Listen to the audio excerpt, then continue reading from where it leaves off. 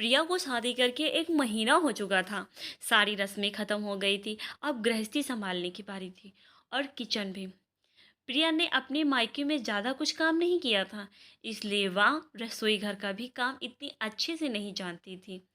इस बात का उसकी सास को भी पता था, क्योंकि लड़की देखने के कार्यक्रम के समय प्रिया के मायके वालों ने उनसे कुछ भी नहीं छुपाया था और इस बात से उसके ससुराल वाले भी खुश थे कि कम से कम उन्होंने झूठ तो नहीं बोला। अपने बेटे के लिए प्रिया पसंद आने की वजह से सास ने भी उसका साथ देते हुए कहा था कि चिंता मत करो, जो तुम अपने माँ से नहीं सीख पाई वह मैं तुम्हें सिखा दूंगी। माँ ने अपनी उस कही हुई बात पर अमल करना शुरू कर दिया। चाय, दाल और ऑमलेट बनाना तो वह पहले ही प्रिया को सिखा चुकी थी। आज कोई मसालेदार सब्जी बनाना सिखा रही थी। सास ने प्रिया को दाल मिर्च सिलबट्टे में पीसने को दी, क्योंकि वो खुद भी कई सालों से इसी तरह मसाले पीसा करती थी। प्रिया ने जैसे ही सिलबट्टे में लाल मिर्च पीसना शुरू किया था, उसके हाथ जलने लगे थे और मुंह पर पसीना आने लगा था। पसीना आने की वजह से जब उसने मुंह को छुआ तो उसके मुंह में भी जलन होने लगी। वह जलन की वजह से हल्का सा चीख रही थी। तब सास का ध्यान उसकी तरफ गया। सास ने पूछा, पहले कभी मिर्ची नहीं कूटी थी क्या? मिर्ची कूटते समय हमेशा दस्ताने पहन लेना चाहिए। नहीं मम्मी जी, माँ ने कभी मिर्ची पीसने ही नहीं दी, हाँ दी थी। हाँ, कभी कभार धनिया और अदरक पीस लेती थी, लेकिन जब भी मिर्ची पीसने के लिए मांगती तो माँ कहती कि तुम इससे दूर रहो, जलन होगी। प्रिया बोली, ठीक है, कोई बात नहीं, अब अच्छे से हाथ और मुंह धो लो और थोड़ा घी लगा लो और साइड में जाकर बैठ जाओ, थोड़ा आराम मिलेगा। आगे से ध्यान रखना कि हमेशा हाथ और मुंह ढककर ही मिर्ची पीसना। सास ने कहा प्रिया से।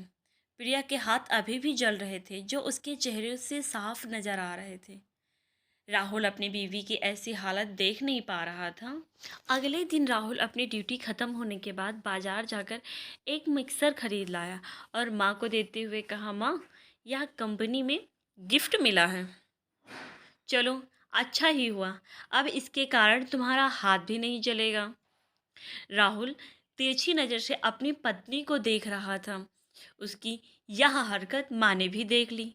माँ बोली, अच्छा जी, अब समझ में आया, बीवी का एक बार हाथ में क्या जलन हो गई, नया मिक्सर आ गया और मैं इतने सालों से नहीं बताती थी तो क्या मेरे हाथ नहीं जलते थे? अरे भगवान, यह तो अच्छी बात है ना, मिक्सर नया घर में आया है तो सिर्फ तुम्हारी बहू थोड़े ही इस्तेमाल करेगी, इसका फ़ायदा तुम्हें भी होगा ना। पिताजी ने बात को संभालने के लिए बीच में ही अपनी बीवी को चिढ़ाते हुए कहा, इसलिए कहता हूँ माँ, अपनी तकलीफ़ें बताया करो।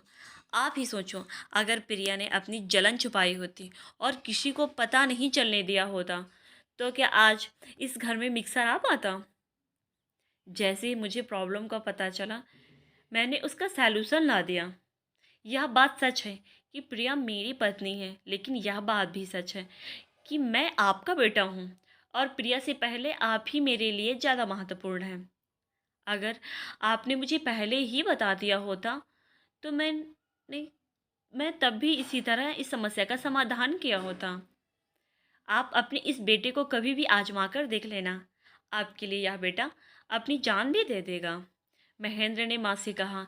माँ अपने बेटे के मुंह से इतनी प्यारी प्यारी बातें सुनकर खुश हो गई और उसे गले से लगा लिया और बोली, जीते रहो मेरे बेटे, जीते रहो। प्रिया भी अपने पति का अपने पूरे परिवार और खुद के प्रति प्रेम देखकर अपने आप को भाग्यशाली समझने लगी और उसके चेहरे पर एक संतुष्टि की मुस्कान छा गई। दोस्तों, आपको ये कहानी कैसी लगी प्लीज़ हमें कमेंट बॉक्स में बताएं और हमारे चैनल को सब्सक्राइब करें। धन्यवाद दोस्तों।